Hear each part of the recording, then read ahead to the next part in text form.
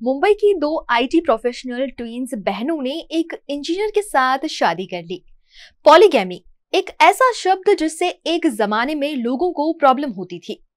एक जमाना था जब राजा महाराजा दो या दो से ज्यादा शादियां किया करते थे। वो दौर अलग था, उस वक्त की सिचुएशन अलग थी। लेकिन धीरे धीरे जैसे जमाना आगे बढ़ता गया, इस तरह के सिस्टम को समाज से हटाया गया। एक बीवी के होते हुए दूसरी औरत से शादी करना कानूनी तौर पर गुनाह माना गया। इसके लिए कानून और धाराएं भी लागू हुई। इंडियन कॉन्स्टिट्यूशन के हिसाब से अगर कोई हिंदू मेल अपनी बीवी के होते हुए किसी दूसरी महिला से शादी कर ले तो उस पर कानूनी कार्यवाही की जाती है। ये सभी कानून पॉलीगैमी को बंद करने के लिए बनाए गए थे। लेकिन सोशल मीडिया अब शायद इस सिस्टम को वापस ला रहा है, इसे नॉर्मलाइज कर रहा है।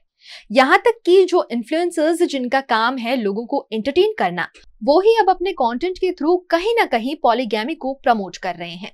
आपने देखा होगा सोशल मीडिया पर ऐसे कई इन्फ्लुएंसर्स हैं, कई कंटेंट क्रिएटर्स हैं जिनके वीडियोस में वो प्राउडली शो करते हैं कि कैसे वो अपनी दो शादियों में खुश हैं, कैसे उनकी दोनों बीवियां साथ साथ कोऑपरेटिवली रहती हैं। ना सिर्फ कंटेंट क्रिएटर्स लेकिन आम जनता में भी कुछ लोग इस एग्जाम्पल को सेट करते दिखाई दे रहे हैं। ऐसे एक या दो नहीं, कई सारे केसेस हैं। और हैरानी की बात यह है कि ये सभी केसेस हमारे इंडिया के हैं। तेलंगाना, मध्य प्रदेश, छत्तीसगढ़ और न जाने कितने शहरों में इस तरह के किस्से देखे गए जहां पॉलीगैमी को काफी नॉर्मलाइज किया गया। आपको सुनकर हैरानी होगी कि देश में 7 करोड़ इंडियंस पॉलीगैमी मैरिज में रहते हैं और इसमें सरप्राइजिंगली हिंदूज भी शामिल हैं। अब यहां मैं हिंदूज को स्पेशली मेंशन इसलिए कर रही हूं क्योंकि इंडियन पेनल कोड और हिंदू एक्ट के तहत पॉलीगैमी हिंदूज के लिए बैंड है और उसके लिए जेल भी हो सकती है। लेकिन इस लॉ के होने के बावजूद हिंदूज मल्टीपल मैरिजेस कर रहे हैं। लोग इस लॉ को बहुत आसानी से बाईपास कर लेते हैं क्योंकि इस लॉ में एक लूप होल है जो सुनने में काफी सिंपल लगता है, लेकिन इस पर ध्यान देना बहुत जरूरी है, जिसे आज हम डिटेल में समझते हैं। आप सभी ने ये चीज नोटिस की होगी कि सोशल मीडिया में पॉलीगैमी से रिलेटेड कई सारे कंटेंट्स नॉर्मलाइज्ड हो रहे हैं। ग्लोबली और नेशनली दोनों तरह से सोशल मीडिया पर कंटेंट के नाम पर या व्लॉगिंग के नाम पर इस चीज को आम बताने की कोशिश की जा रही है। लोग सोशल मीडिया से कितने इन्फ्लुएंस्ड होते हैं इसे प्रूव करने के लिए तो कई सारे रिसर्च और डेटाज हैं। नीदरलैंड्स की यूनिवर्सिटी के हिसाब से उन्होंने 13 से 24 साल के बच्चों का सर्वे किया था, जिसमें यह पता चला कि 96% टीनेजर्स हफ्ते के 11 घंटे ऑनलाइन वीडियो देखने में बिता देते हैं और उसमें से 59% लोग किसी न किसी यूट्यूबर या इन्फ्लुएंसर को फॉलो करते हैं। इसी सर्वे में यह भी ऑब्जर्व किया गया कि वो बच्चे जिन कंटेंट क्रिएटर्स को फॉलो करते हैं उनकी तरह बिहेव भी करते हैं, उनके स्टाइल से, एक्सेंट से कहीं ना कहीं प्रभावित होते हैं। सर्वे क्या, इवन आप खुद देख सकते हैं कि कितने सारे ट्रेंड्स यूट्यूबर्स लेकर आते हैं, जिसका सिंपल एग्जांपल है गेमिंग कल्चर।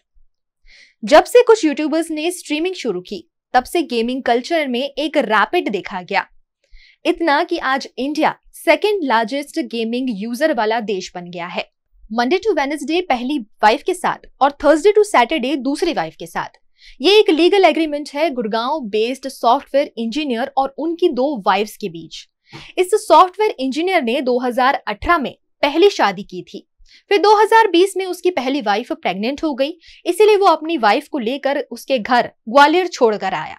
लेकिन फिर पैंडेमिक की वजह से लॉकडाउन लग गया और उसकी वाइफ ग्वालियर में ही स्टक हो गई। 2 साल वो अपनी बीवी के बिना रहा, लेकिन इन 2 सालों में अपनी एक कलीग से उसने शादी कर ली। अब जब 2021 में लॉकडाउन खत्म हुआ और उसकी फर्स्ट वाइफ ग्वालियर से वापस अपने घर आई, तब उसे पता चला कि उसके हस्बैंड ने दूसरी शादी कर ली है। इस बात पर फिर वाइफ ने ग्वालियर फैमिली कोर्ट में केस दाखिल किया। अब कोर्ट की पहली हियरिंग में कोर्ट ने उनके एडवोकेट एंड काउंसलर से कहा कि केस शुरू होने से पहले पार्टीज में कॉम्प्रोमाइज करवाने की कोशिश की जाए।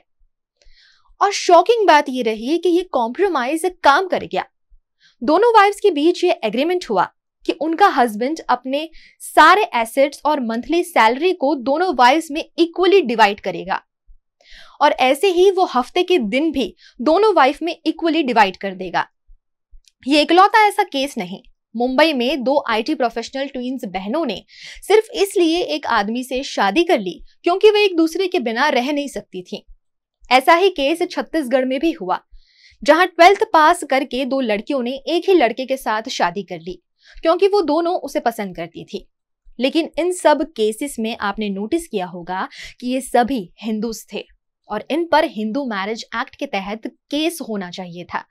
लेकिन ये सभी पॉलीगैमी प्रैक्टिसेस इसीलिए इजीली कर पा रहे हैं क्योंकि हिंदुइज्म में पॉलीगैमी एक क्राइम जरूर है, लेकिन इसके लिए सजा तभी मिल सकती है जब फर्स्ट वाइफ कंप्लेंट फाइल करे। ये एक लीगल लूप होल है जिसका बहुत आसानी से फायदा उठाया जा रहा है। इस एक लूप होल की वजह से न जाने कितने ऐसे एग्जाम्पल सेट हो रहे हैं जो कहीं ना कहीं हमारे समाज को एक गलत दिशा की तरफ लेकर जा रहे हैं।